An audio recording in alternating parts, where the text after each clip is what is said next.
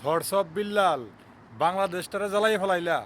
ঠিক আছে, লাল শার্ট বিক্রি করতে চাও, তুমি গাছের পাতা বিক্রি করতে চাও, তোমার বক্তব্যের সাথে তুমি নাকি প্রতারণা করতেছ। ইদানিং তোমার ভিডিও একটু বেশি বেশি দেখতেছি। যাই হোক, তোমার আর ওই এত কিছু প্রতারণার মধ্যে ঘুরতে হবো না, পাবলিকের কথা তোমার শুনতে হবো না। তোমার একটা বলদিয়ার বিষয় দেই, ঠিক আছে, বলদিয়ার একটা বিষয় দেই, মাস শেষে 50,000 পাঠাইতে পারবা। তুমি আইসা বড় সৌদি আরবে, ঠিক আছে। তুমি বাংলাদেশে যে পরিমাণে বর্তমানে সমালোচনা করতেছ, এইভাবে আসলে চলতে পারবা না, এইভাবে মানুষ চলতে পারে না। তুমি 1,000 টাকা একটা বইয়ের দাম নেও, এটা শুনলাম, ঠিক আছে। যাই হোক, ভিডিওতেও দেখতেছি 1,000 টাকা বইয়ের দাম নেও। তবে তুমি মানুষের উপকার করো, মানুষের ঘরবাড়ি বানাই দাও, ঠিক আছে।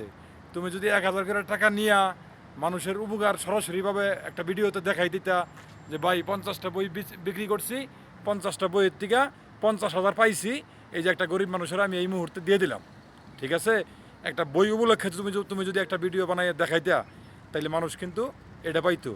তুমি যেহেতু এতটুকু বুদ্ধিমত্তা রাখতে পারো নাই, তোমার ভিতরে অহংকার এবং অনেক হয়ে গেছে, ঠিক আছে। তোমার বলদিয়ার বিষয় দেই, তুমি সৌদি আরবে আইসা তুমি এই যে বলদিয়ার কাজগুলা কইরা খাও, এখানে লাখো প্রবাসী আছে, তাদের সাথে কাঁধে কাঁধ মিলিয়ে কইরা খাও, ঠিক আছে। তুমি বাংলাদেশটা আর শেষ করো না।